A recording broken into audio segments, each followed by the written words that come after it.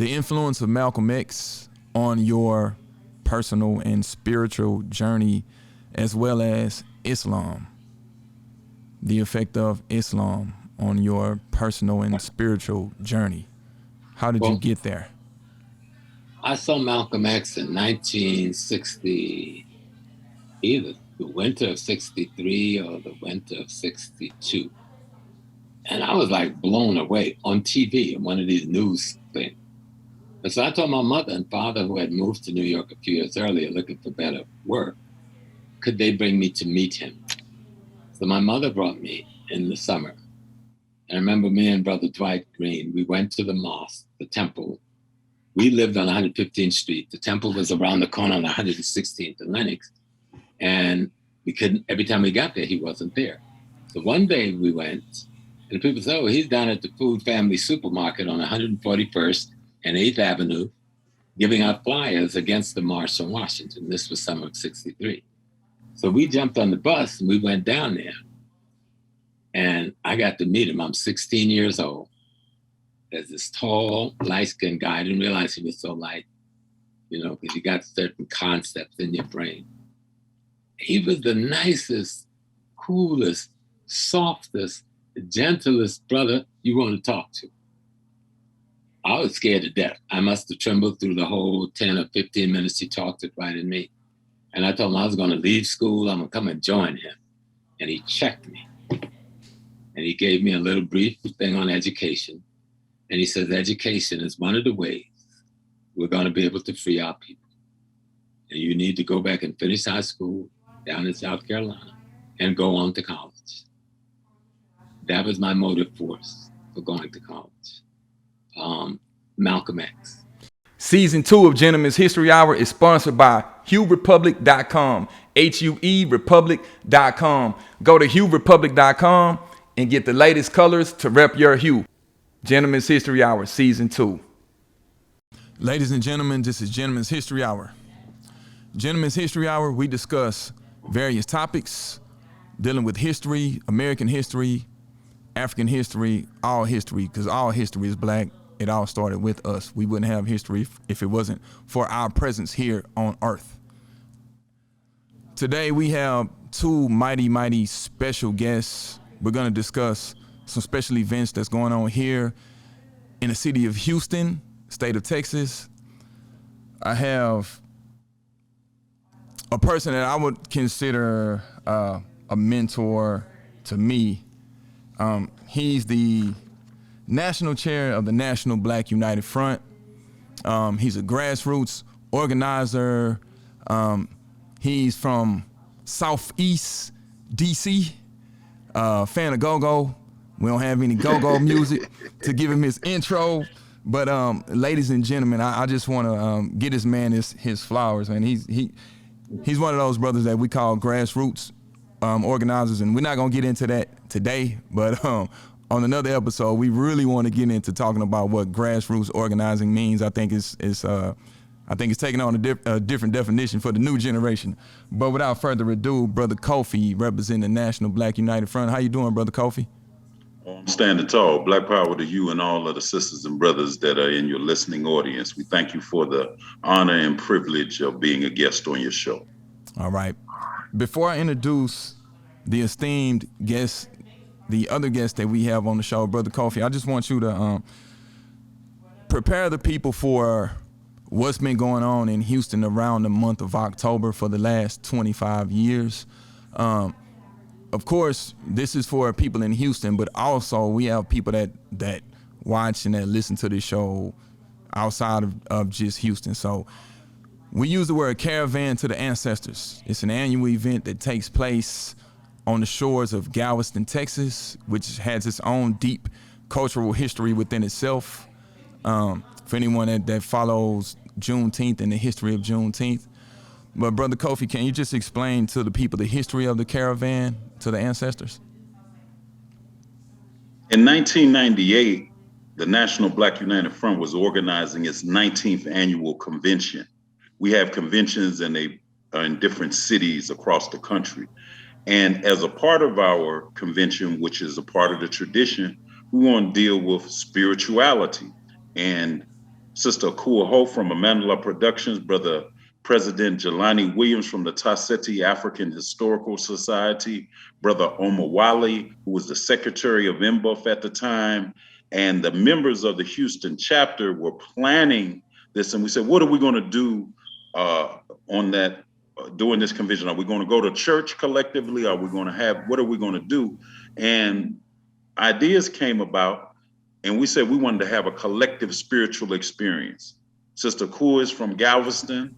Brother Omawali did some extensive research on the history of African people in Galveston, that being a port of entry, but also just general history. And as you alluded to, there's a lot of history there in Galveston, Texas, because Galveston was there before Houston. Was a city in Texas or in this region before Houston even came about. So we decided, after a lot of creative interaction with each other and collaboration, that we would have this public ceremony acknowledging, uplifting, venerating our ancestors. And we must say that Dr. Haile Garima's movie had come out in 1993, the movie Sankofa. And what his movie did is put on the big screen much of what our scholars, historians, activists have been doing for many decades and centuries. It put it on the big screen, helping us understand some of our African history, culture, African and American history, culture, spirituality. So it popularized the term even more so of Sankofa. And we named it Sankofa, the Caravan to the Ancestors. It was one out of, I think, a 4-day convention, but it was that Saturday. And we went to the beach there in Galveston.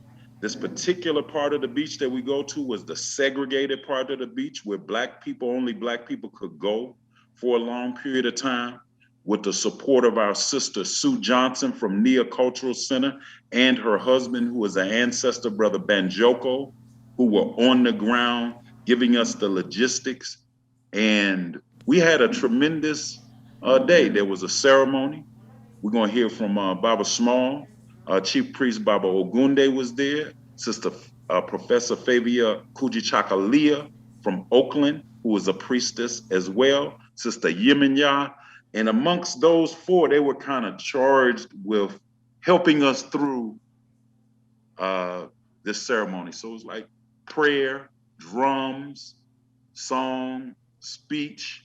You know, we were communing there. And it was very, very powerful, which took place. And it was Brother Professor Small who decreed, y'all, this should be a holy day. Y'all need to do this every year. I myself personally wasn't thinking about it, but we took that charge and we moved it because it was so hot in July. We moved it to October, and some people had said that October was my alpha month.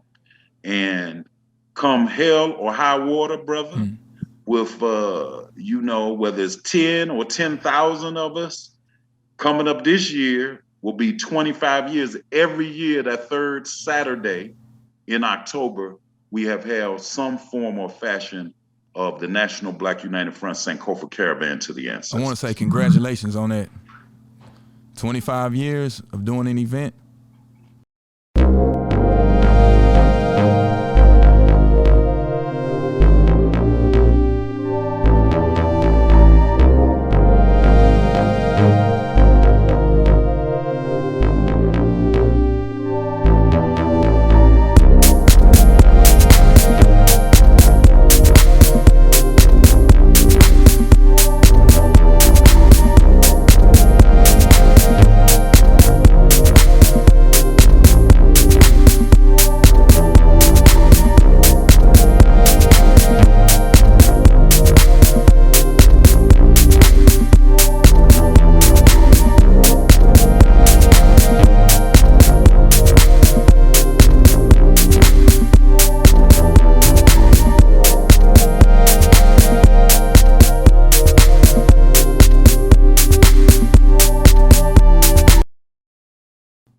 Also, Brother Kofi, just to clarify for people that's watching this, this is an all faiths event. Right. We welcome all faiths. That's in line with the National Black United Front. And it is a physical caravan from Houston to Galveston of cars, buses. We have motorcycles and what have you that take that trip to the shores of Galveston on 29th Street and Seawall Boulevard. It is all faiths, but the root of it, one of the goals is to expose people to some of our traditions that we may have either lost or not been as connected to. So there's some African spiritual traditions, some Ifa traditions, that Baba Small can get into that have played a big part, but it is open to all faiths.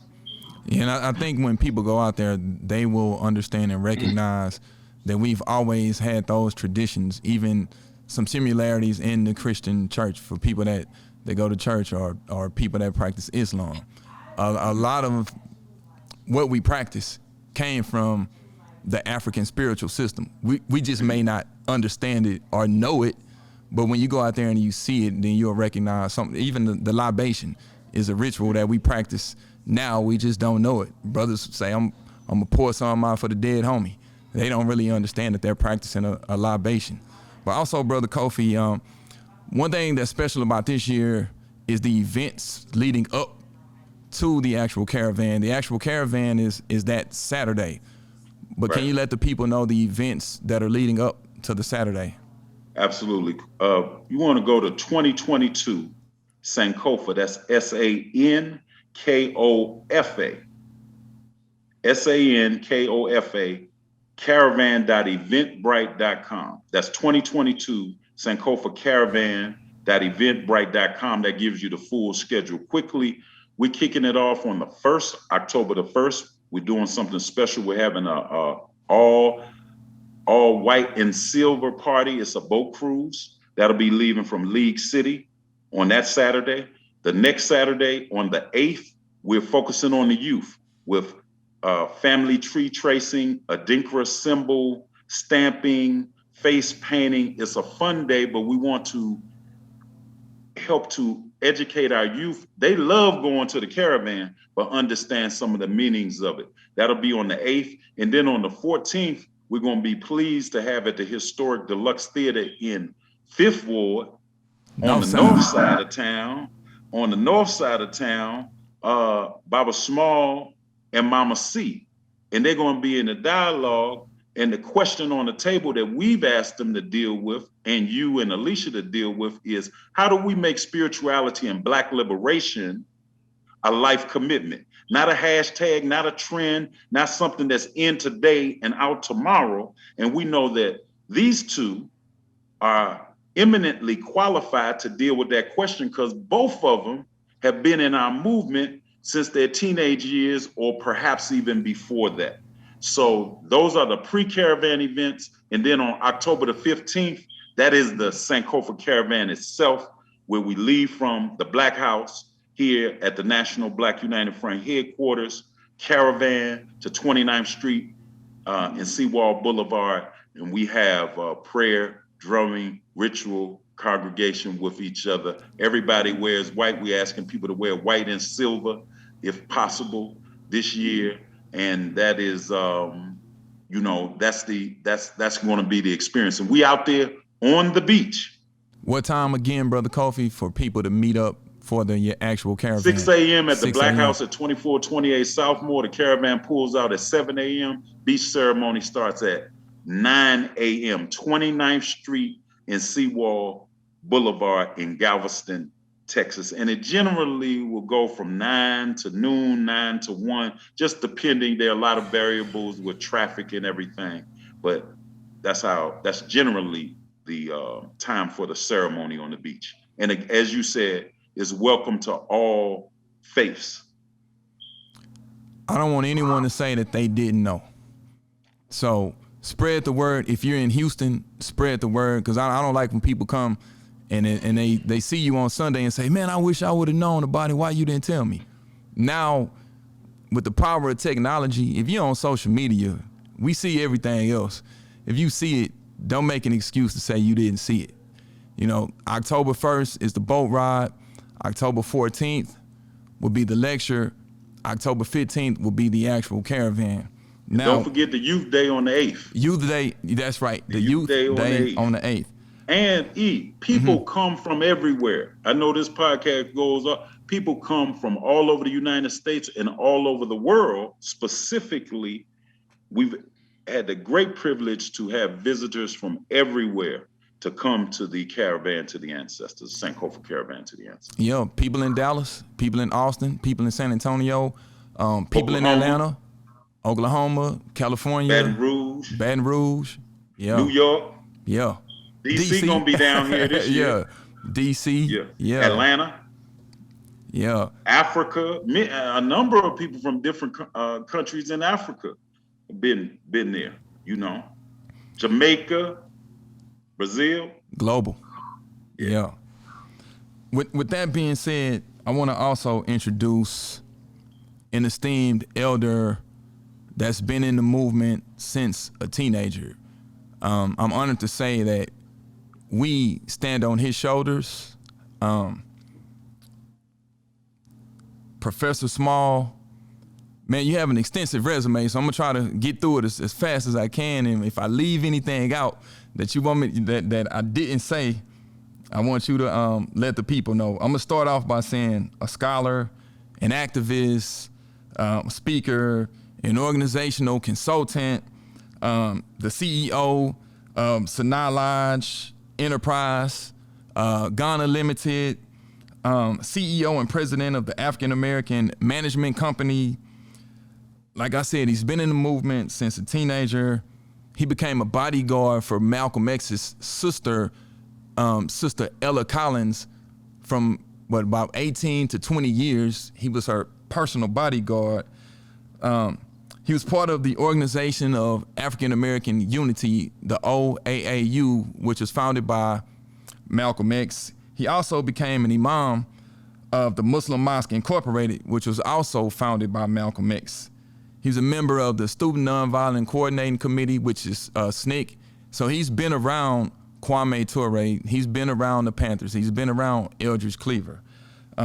He studied with John Henry Clark, Asa Hilliard, Dr. Ben Yakanan, Dr. Amos Wilson, Dr. Wade Nobles, Dr. Francis Westling. I mean, the names can go on and on and on. He taught for 15 years at City University of New York, 13 years at City College of New York in the Black Studies Department, where he taught courses on Pan-Africanism, African religions, and African spiritual systems. So without further ado, I'd like to introduce everyone out here to Professor Small. Professor Small, how you doing, brother? I'm good, sir. And thank you, brother, again, to you and your comrades and your show and NBUF to have me on for what discussions we will have. Yeah, and you were at the first Caravan in 1998.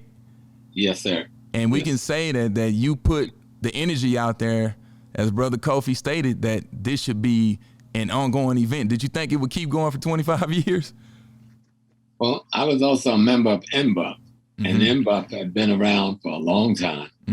Some of the strongest collections of revolutionary nationally. A lot of people don't know the history of NBUF as a national phenomenon that was moving educational systems in Brooklyn and Chicago and Detroit, that pioneered the concept of a board for the education of people of African ancestry. That came right up out of NBUF, and trying to get curriculums into the school system in Detroit, in Chicago, in developing African-centered school like Uhuru Sasa in the East, Ujetu Uzi and the others in New York City. NBUF had been a fierce revolutionary force in the Black community. So when we were making the move to revering the ancestors, I had no doubt that NBUF would take it to the next level, and they did. And that's why we're here 25 years later. Live all the way live, I bet you never knew the Houston. We in the house. So where we from, Houston. This is Flash Gordon Parks. You're listening to Soul One, peaceofmind.com.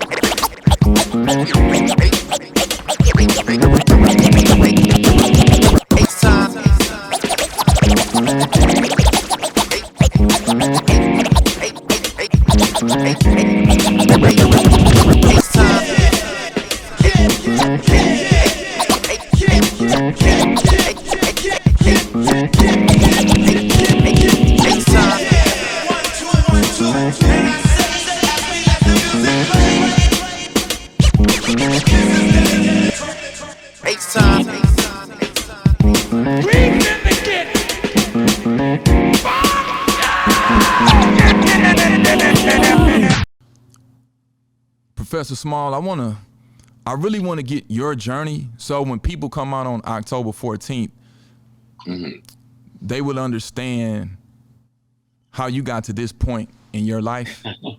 Yeah. A lot of people in the movement are like me. We lived in the shadows. We were in the movement. I was doing sit-ins and stuff when I was 14 years old down in Georgetown, South Carolina. Yeah, let's start with that. So can the South lay claim to you? Can we say you are a native I'm of a the South? Gullah Geechee tribal man from the coastal South Carolina. And our heritage is deep into the heritage of the pre-enslaved African population that was here, like we were everywhere else in the world before that point, and the enslaved population, the prisoners of war that was brought over here. And those two groups amalgamated, and I come from that group of people, group of Africans, like most of us do, but we just don't know our history, you know? Most people who call themselves African Americans is an amalgamation of the indigenous Black population, pre-Asiatic, and the African population that came over after 1492. And those populations amalgamated into one population. We have never been separate populations in the way some of our brothers and sisters who don't know history trying to say there's this little separate group or tribe somewhere called whatever. That's not reality. And many of the indigenous, and I want to get this in so people can understand foundation. Go ahead. Many of the indigenous people, because I can take you, see, I don't play the game of I'm something I'm not. I can take you to South Carolina. I can take you into Oak Hill Forest. I can take you to the gravesite of my African people who buried in the Western style with the tombstones. And I can take you to grave sites of my indigenous African people who buried in mounds, okay? Because that's the life I came out of. We weren't straight-haired Asiatics, though we called ourselves Indians as children, partly. But we didn't mean the white man version of the white-skinned Asiatic with the long hair, the Cochise thing, right? The African population who was here first encountered the Asiatic 10,000 years before we encountered Christopher Columbus. And we were at war with them, okay? So by the time the slave ships got here, we were glad to see some other Black folks. It allowed for us to come together. And LaRon Bennett, in his early book, Shaping of Black America from the 1970s, began to deal with this topic in a chapter called The Red and the Black. He wrote Before the Mayflower as well, right? Did he write Before the Mayflower as well? Yes, he did, which is a classic work. And everybody should get a copy of both of those books. But in that book, LaRon chronicled how the white folks says, listen, the ones living in the village along coastal Atlantic, they look like the ones we just brought here. So let's raid their village and enslave all of them. And that's what they did. And we amalgamated into one people. Every shade of brown. Professor Small. Our light brown skin don't come just from the little encounter with some white folks. Because many of the indigenous Africans had married into the Asiatics who we call Indians before we even got here on the second coming. So those kinds of things, when you know that as your foundation, helps you become who you become, all of us. And as we examine, I tell people, examine your family tree. And I bet you're going to find an African revolutionary in there. It might be the 1800s, 1700s, early 1900s, the 1800s, but you're going to find them because our people always fought. That's what I wanted to ask you. Where exactly can you remember when your journey started? With you being politicized at such a young age? I was born into a family that was in the movement. My grandfather was Grand Master of the Prince Hall Temple. He was also a member of the Moorish Science Temple. One of my family member, a small, is one of the founders of the Moorish Science Temple. I rarely put that out there because I don't want to be fighting with people about stuff, okay? But Moorish Science was not what people are making it today. We understood we were talking about Black people fighting for their freedom. Was this Noble Drew Ali, Tom? Yes. Okay. Yes. I had a family member who was a partner with Noble Drew Ali. That's another time, another story. Mm-hmm. But that didn't make Papa. Papa was just a Black man, like all the Black men I grew up with who fought for Black people. And they used the Black church to do it because that was the best tool they had at the time. And they used the Masonic Lodge to do it because that was the best tool they had at the time. They used Moorish Science to do it later on. My grandmother, his wife, was a root lady, a traditional African priestess. Her mother, who came from Sierra Leone, was a traditional root lady, African priestess. Her father, who came from Uganda. So I grew up knowing these people. That's who I am. It was my grandmother that I heard first use the word Africa to tell us where we were from. They call her Miss Pigeon. She was the root woman for Georgetown County. Everybody went to her. And root woman simply means a healer, a herbalist, one who delivers babies and so forth, and who carries on the African tradition. And these people hid Africa in the church. So when you went to the church and you saw them shouting, we call it shouting in the Western way, but those were the indigenous African dances that their ancestors brought with them to America. We saw them get possessed. We call it the Holy Ghost, but in the Europa temple, it's a possession by the Orishas or the gods. And so they weren't stupid. They knew who they were, but we couldn't call what we were doing certain things because that could cost you your life and your livelihood. So we hid our Africanness in the institutions that was available for our use. And that's the Masonic Temple, the Odd Fellas, the Knights of Pythias, the Daughters of Ruth, the Daughters of Isis, the Daughters of Tent. These were the places where our revolutionary movement came out of. And all of them hid themselves in the church because that was the sanctuary white folks didn't look for Africa in. They thought they had us. It wasn't just me, but most Blacks, if they look back hard enough, will see that, wow, I came out of an experience I didn't even realize I came out of. I was fortunate because of the interrelationship and my mother being only the second generation born in America and me being the third. So we were close to Africa in that way. And being in South Carolina, coastal South Carolina, Gullah Geechee culture, where we had a lot of what the Indies call maroon communities, we call the Freewood niggers. Mm. Okay, that's what we were called, the Freewood niggers, because we lived in the swamps. And many of us didn't come out of the swamps until the 1970s, okay? And most of my family come out of the Freewood. And we still talk about it. That's part of the family conversation today. Those were the runaways. So on this journey that you discovered through your family and just having that energy and that spirit of the movement, it was already innate in you when you came out of the womb, it seems. At what point? And I don't want to make it peculiar to me, Because if others examine their history like I was able to live mine overtly, but I know that if you examine your history, you will find some of the same things. Kofi will find some of the same things, the same people that I grew up with. I was lucky to be in coastal South Carolina in a Gullah Geechee community where there's whole towns then and now that's Black, like Marysville, which is in Georgetown County, between Charleston and Myrtle Beach on the Atlantic. That's a Black town where we've been since the Civil War ended. Down the road is Frasersville. Up the road from it is Parkersville.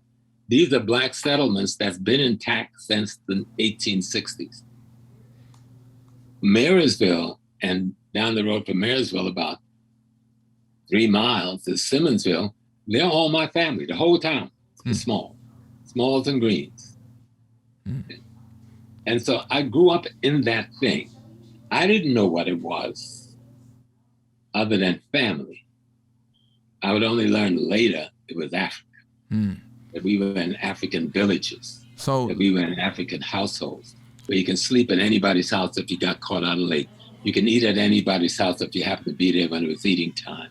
If you did anything, anybody in that community would whip you behind and send you home for the second whipping. It was a village. And everybody understood it. It was the concept of the village. It was the village.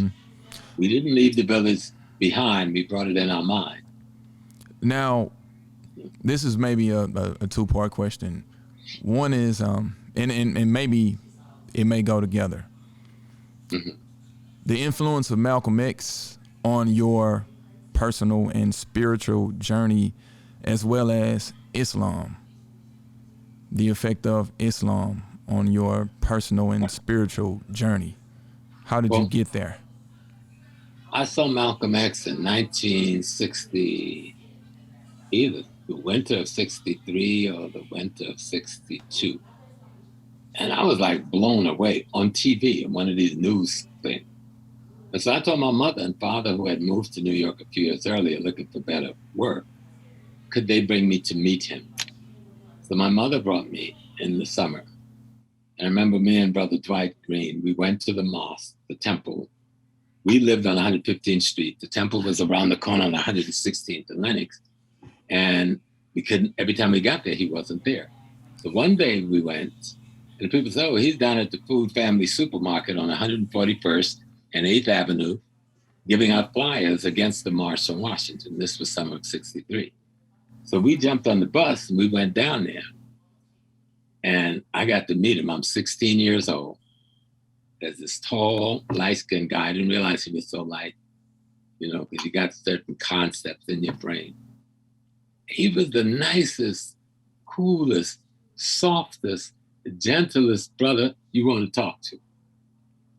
I was scared to death. I must have trembled through the whole 10 or 15 minutes he talked it right in me. And I told him I was going to leave school. I'm going to come and join him. And he checked me. And he gave me a little brief thing on education.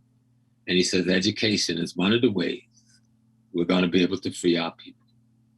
And you need to go back and finish high school down in South Carolina and go on to college.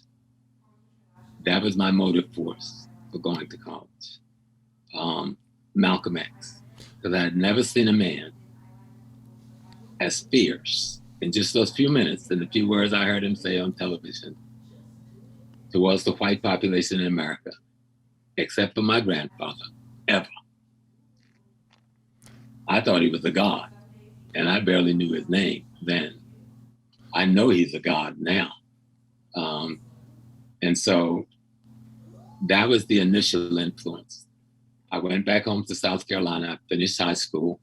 But when I went back home, I wanted to be Malcolm X. I thought I was Malcolm X. I knew nothing about him except my fantasy of who he was, right?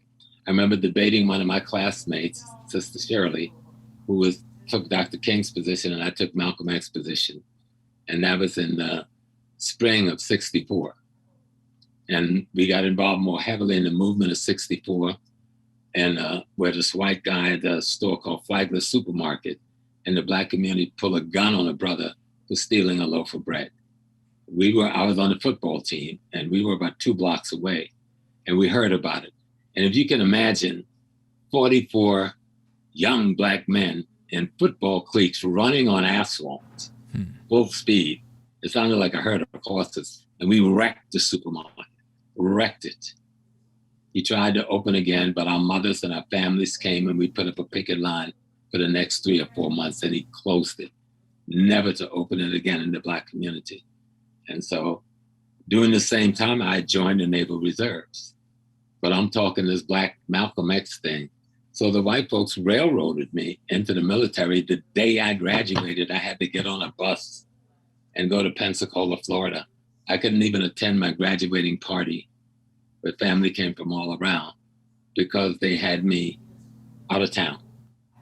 You know, I didn't understand fully the impact of racism and how it worked then, but I realized at that moment they got powers that could manipulate me. But I had friends, and a friend who was a white friend was my commanding officer, Ray Roberts, who I always loved. He's an ancestor now. Ray went to bat and got me out of the military because I had 7 football scholarships I couldn't take because they threw me in the military. Was it a draft? Was it? No, I was already in the reserves. I joined the reserves in '63 to make extra money to help out around the house. I didn't know you had to go in the military. I was a dumb country hick. I thought at the end of school, I could walk away from that, right? But you live and learn.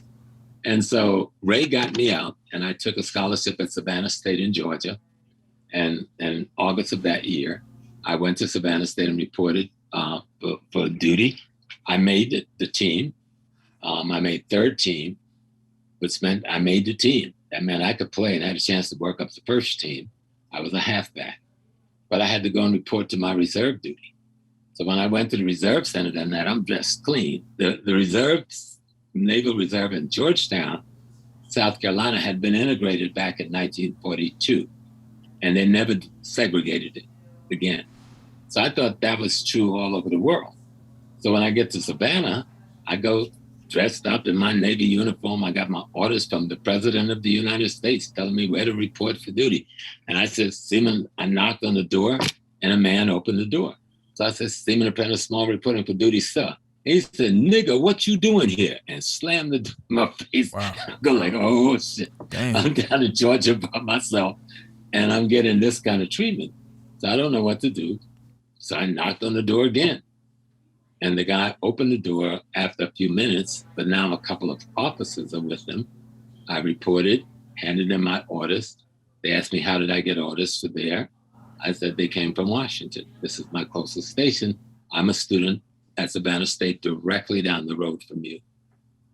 They brought me inside and left me in a foyer for about an hour by myself. Nobody talking to me, nobody saying nothing, just peeking through doors. I found out that center had never been integrated. So they thought I was a part of the civil rights movement. Right? I wasn't even thinking nothing like that. I just decided not to get court-martialed, who had come to integrate their reserve center. So that night when I left, I got beaten up a little bit, not really badly, because some of them did come out and help me because I was wearing uniform by some civilians, whites. And so when I came the next month, they gave me security to walk me back to the bus stop to go back to the campus. But the civilians tried to attack us again. And somebody drove by in a car and fired 5 shots. No one got hurt seriously, but I had to leave Savannah the next day. So when you left Savannah? I was angry. I was bitter. I was the first one from my family to ever go to college, and somebody just took that away from me. But I was also afraid that they would come for me because I'm in the South and in those day and time. So I volunteered to go overseas, to go full-time in the Navy, go overseas to get out of the country, to get to safety.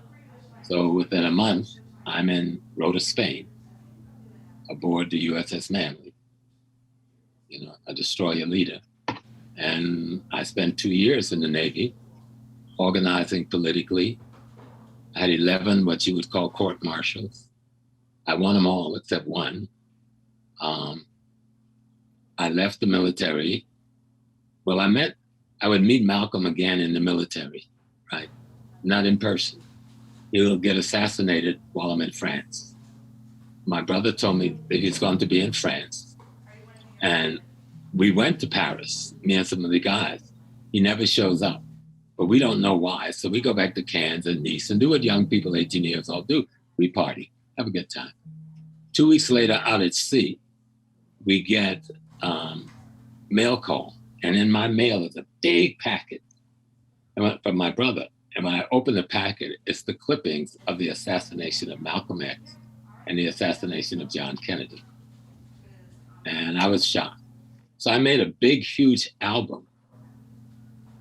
And I would show it to all of the guys and tell them who Malcolm X was. And the CID, which is the Central Intelligence Division of the Navy, seized my album from my locker, but denied that they had done it, but others had seen them. And that's when I began to realize there was something else going on politically and I didn't understand it. Even though we were organized in the Navy and in the Army, we had a group, we call ourselves the Split Brotherhood. That was the black folks. We wore a natural hairdo, which we got fined $50 every month for wearing, for not cutting, but that was our way of protesting. Many of us refused to fight in Vietnam. I was one who refused to fight in Vietnam when my orders came to go to Vietnam. My ship did go to Vietnam without me. I did get a captain's mast for some statements I made, but I didn't win that. But because the admiral was a kind of a friend, I had some light duty to pay. But the very gun mount that I loaded on a 3-inch anti-aircraft gun, and it was right in behind a 5-inch 54 heavy gun. That blew up and killed most of my friends 2 months after I left the ship. So that really let me know there's a God we don't understand. Another group of the brothers, the comrades, who were part of the Split Brotherhood, and many of them joined UDT, Underwater Demolition, which became Navy SEAL. I wanted to join it, but I couldn't swim good enough, so, they junked me. But they went over, and these are brothers who I was close to, I'm with Kofi, right? And you hit the beach first, the Red Squad, and there was a truck waiting for them to jump in. But once they jump in and turn the ignition, all of my friends was gone in one swoop, one moment. Mm. So that embittered me even more. So when I came out of the military, I owed the Americans 4 more years I refused to give. I was court-martialed, arrested in New York City. I was with Kwame Ture picketing the draft office on 125th Street, and I was court-martialed in New York City. Is this around the time when you joined SNCC? Yes. And I don't know whether I won or lost the court-martial, but 3 years later, they sent me an honorable discharge after the whole day in court, and they told me I could go. I went to court. Let me say, I know people think I'm crazy. Then they thought I was really crazy. I showed up to my court-martial. I didn't have on a Navy uniform like I was told to. I showed up with a black beret, buttons all around, black leather jacket, bandana, bullet across my chest, and a 25 Beretta on my hip. Black and jungle boots and fatigue pants. And they go you can't go in there like that. I said, well, I'm going in there like that. So they wouldn't let me in the courtroom. They gave me a chair outside the courtroom. And they assigned this young Chinese lieutenant as my lawyer. And we spent the whole day back and forth until about 3 in the afternoon. And they told me I could go, they'd be in touch. I didn't hear from the US government for 3 years when I got an honorable discharge in the mail. I guess they said, we don't want to mess with this crazy because we don't want the race thing to blow up in our face in the military. And so that's just a small piece. Now, at this time, I'm already in OAU. I'm becoming the Imam. I was elected the Imam over the Muslim Mosque Inc., where multiple other Imams, more senior than me, were interviewed. I was 21 years old. And so I became the Imam of Malcolm's Muslim Mosque Inc. Can we go back just for a second? At what point did you discover Islam before you even became Never discovered Islam. Okay. I didn't want to be the Imam. I wanted to be an OAU. I was the one that asked for the mosque to be reopened because I thought the other brothers need a spiritual foundation. I didn't think I needed one. right? So when they had the meetings, there was brothers from Sudan, Saudi Arabia, and here, and Ella and others. The man who buried Malcolm, Hisham Jabber, chaired it. And they picked me, and I never put my name in the hat. So when Hisham came downstairs in the center, in the mosque, to say that I'd been elected, I refused, because I didn't want to be a Muslim. I didn't want to be in, I don't have a damn thing to do with religion by that time. My grandfather was a preacher. I had been in the church since I was 12 years old. Did they not know that you? Did they not know that you were not practicing Islam when they elected you, or? Yeah, I mean, but I was a soldier in OAAU. Okay. And I called to have the mosque reopened, right? And I learned Islam. Hisham trained us because I was one of the leaders. I was recruiting brothers who came back from Nam, brothers I could trust, brothers who were soldiers, brothers who could handle weaponry. Mm-hmm. Everybody I recruited had that background. That was my background. And so I would learn later, they manipulated the election because Ella wanted me. I was her bodyguard. She felt she could control me. So she wanted me. And so the others voted to favor her. And they turned down some very seasoned and strong imams, one of whom tried to assassinate me later because of that. You know, but I'll leave that alone. Mm-hmm. That's another part of history. Someday, maybe I'll write a book. But I never really, I studied Islam because anything I do, I've got to learn it well. I studied the Quran. I studied the language. I spoke the language. I knew the religion. I could teach the religion. But you'd rarely see me. No one knew I was the imam. If you came to the mosque, I had about 11 junior imams who was in training. That's who you would see teaching. I would be the guy that would bring you your tea, bring you your coffee. The ladies would come. I'd be the guy that gave them a cloth to go with the sisters to wrap themselves in a long dress. And I'd be the security guy on the door, but I was the imam. Just for context, Professor Small, can you explain what the imam is for people that may not know? Right. The imam is the spiritual leader, not so much the spiritual leader, that has become the myth. And that's the problem I had with them then and now. The imam is the individual who leads the Muslim congregation into prayer. He's not a clergy. He's not a priest, but they've turned him into a clergy and a priest. That's not what the book says. That's not what the teaching says. An imam simply is the one who is most learned through practice and knowledge of Islam in any given community. That qualifies that person to stand at the head of the congregation to make prayer. But there is no priesthood in Islam, but they've created one.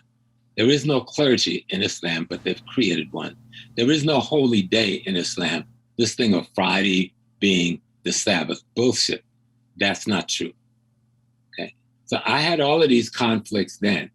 So I was the rebel, but I went further. During the whole period, I'm running the mosque for nearly 18 years. Well, I stopped running it after 11 years. I oversaw it for the other few years until I totally stepped away. I was studying the Yoruba tradition under Chief of Jamu, Mama Keke, and Baba Surgeman. And when they lost their building in New York, I allowed them to meet in my mosque on Sundays to do the Yoruba temple. Well, that was totally unheard of. But that made me a lot of enemies again in the Islamic community. Because by then, I was studying African religion. Because if you study Malcolm, he had two friends. If you listen to his speeches, he always called their name. Baba Surgeman, who was the Yoruba priest, and Nana Denny Zulu. Malcolm would call him, listen to his records, he'd call him Gus Denny Zulu, who was an Akan priest. So when I became the Imam, those two communities became my friends, just as they had been Malcolm's friends, you know? And so I was studying the Akan tradition, and I got to be very close friend with Gus Denny Zulu's son, Kimanti Denny Zulu, who was a trained priest in the tradition of Tigray. And I was studying with Chief Ajamu And then a Mother KK who sat on the OAU board. She was the priest of Yemoja while I was the Imam. So that was it was a problem for some people, but I had already studied enough history to not see Islam as a historical friendly instrument to African people when it came to the slave trade and the 1500 or so years prior to that slave trade. And so I had problems from the very beginning. But my position was, if this helped to unite African people, then I'll do it. And I learned it very well. And I did it very well. But I wasn't there. I was African. I wanted to be African. I wanted to be what Mama told me I was. I wanted to be the root man. I wanted to be Miss Pigeon's son. When I got ready to go to take over that mosque, and I went to my grandmother, and she asked me, baby, why do you want to do this? And I told them who Malcolm was. And I said, I want to go to New York and take over the organization and lead it for him because they killed him. And so she prayed for me. She had me put my head down in her lap. And she prayed for me in her way as this African, part Yoruba, part Congolese woman, part Sierra Leone Mendy woman. And she told me, no one will be able to kill you if you don't let them put it through your mouth. He said, I got everything else. And that woman told the truth. No one could kill me. Do I know what she did? No. Have I been trying to learn all these years? Yes, I've been trying to really get this African spiritual thing together. But I followed her lead. She protected me throughout. She would come in my dreams and be my warner. So this has just been my life. You know what I'm saying? I got a big brother who was like my guardian.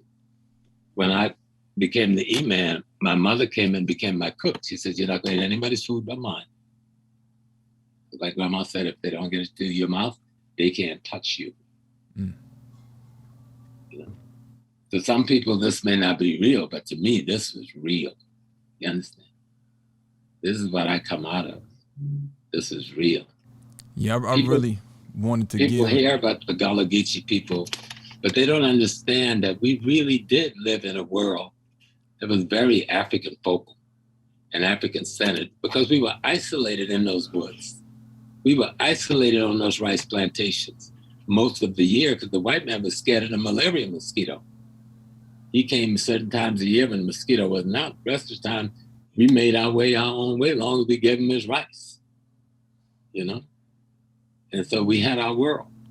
People want to reduce us now to ring dancing and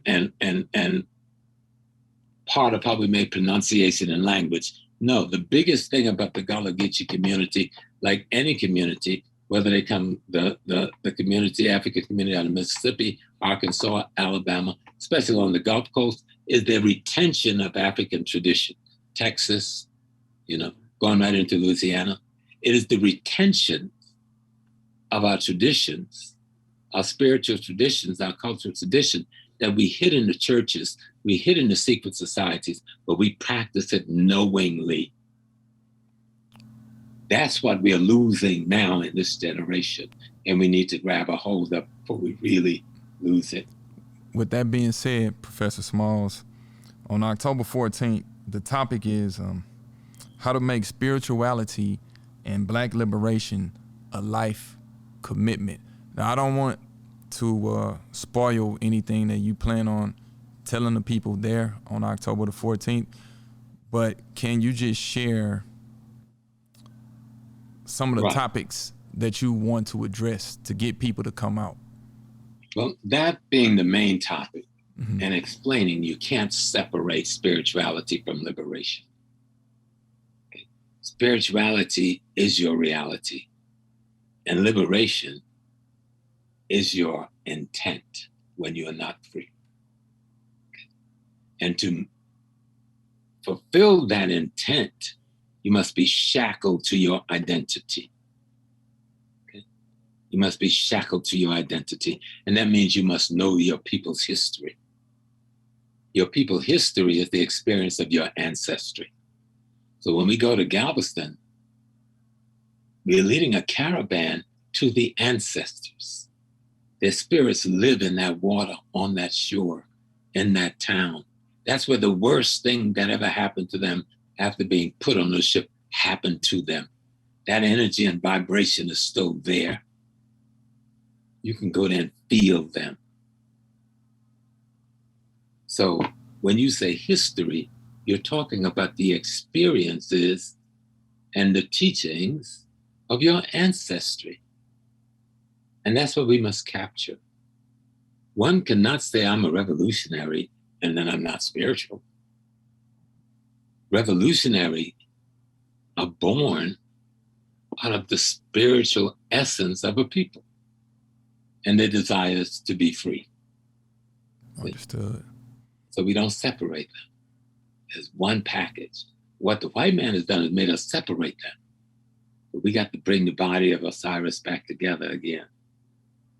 That's one instrument. I always say that they when we think holistically as Black people, we think mind, body, and spirit.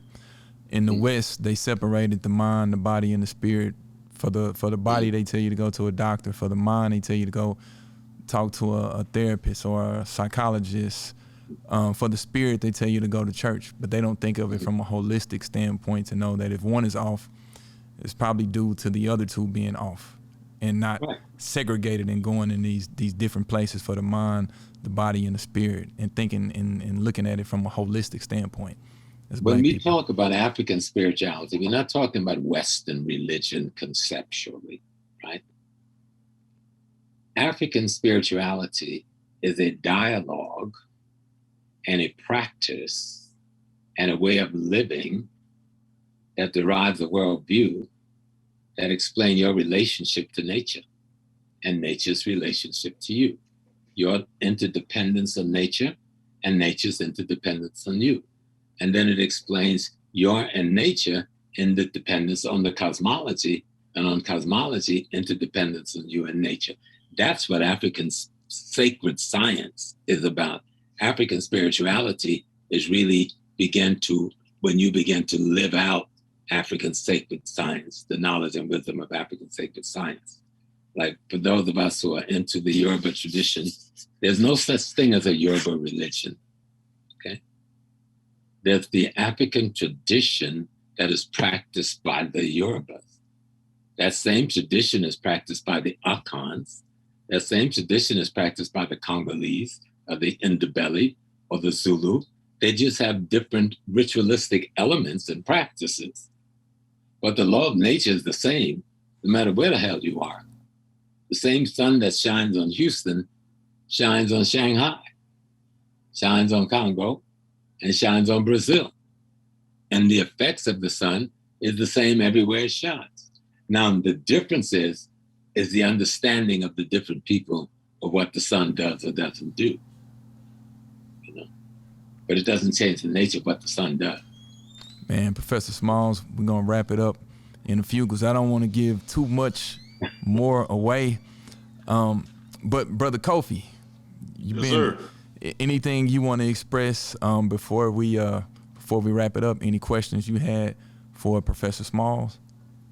No, I just want to tell people to go to 2022 Sankofa Caravan.eventbrite.com. They can get the full schedule there, or they can call us at the National Black United Front at 832-422-7806. Check us out on our social media, NBUF Houston, Facebook, Instagram, Twitter, for updates and the full schedule.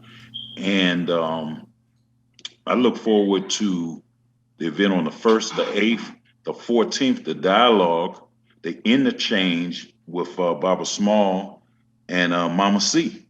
Yeah, who are shout out to Mama C. Bringing perspectives that can help us. I would just say this, that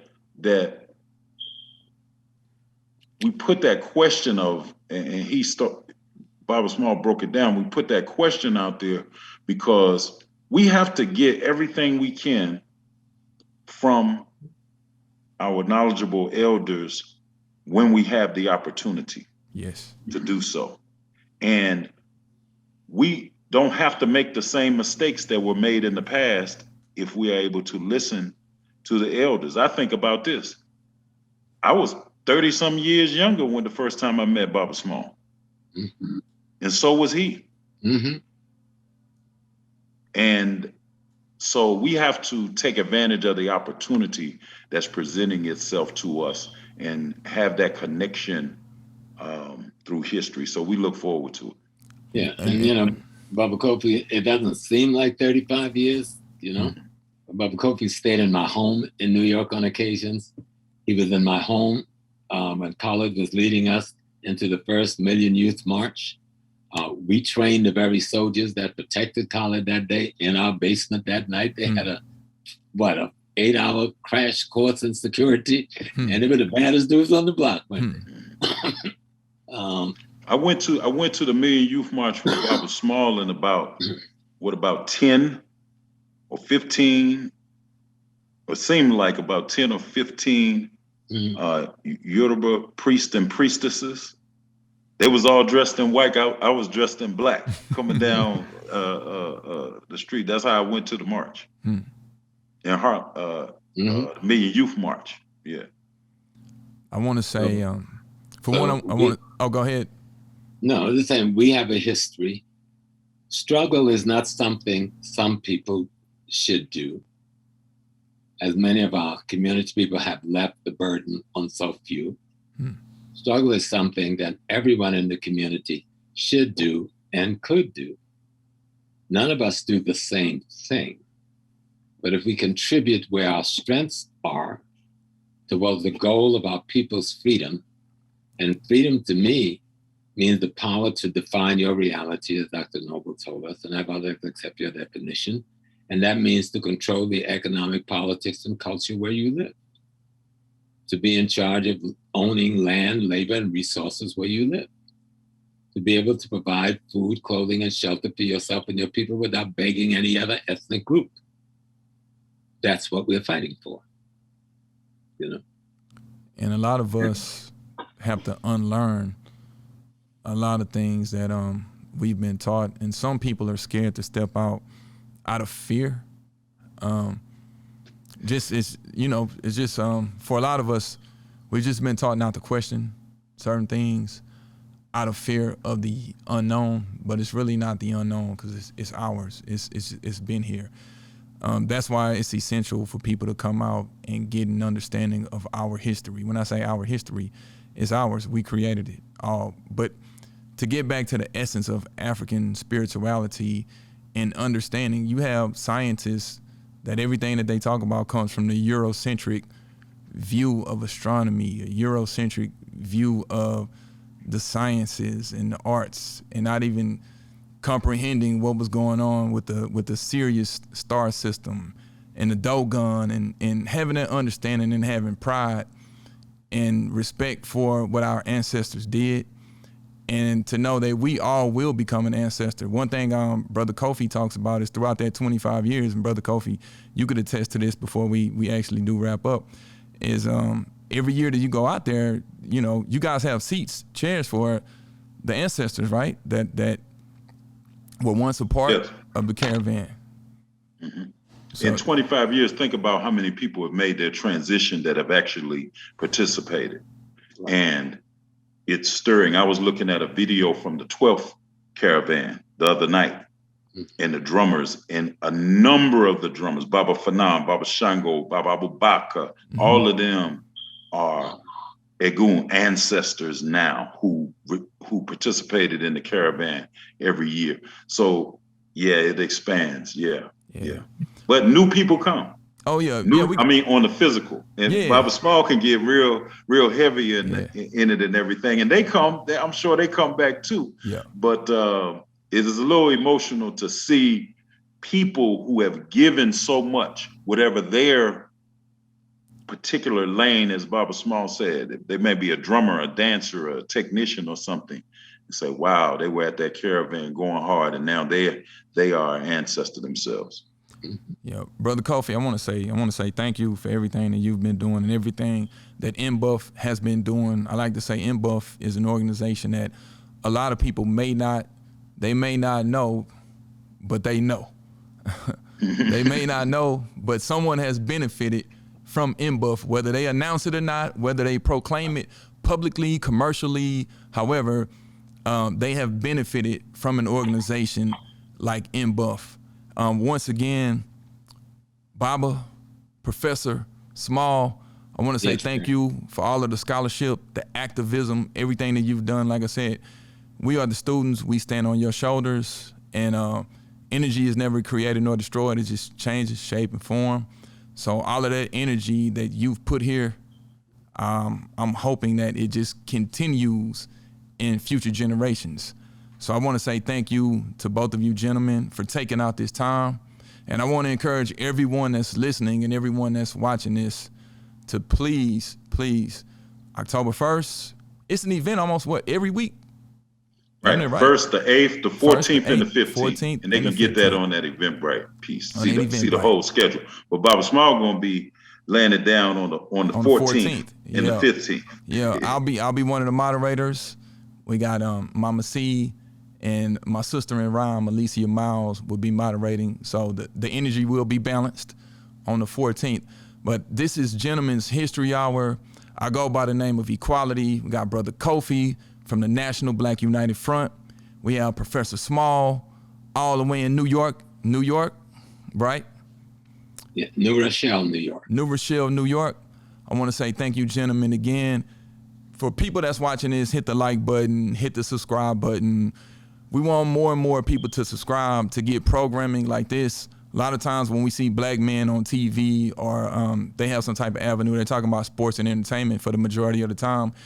We want to have conversations that engage, conversations that the way Professor Small was inspired by Malcolm, we need more people. I want a young kid to say that he was inspired by Professor Small the way Professor Small was inspired by Malcolm.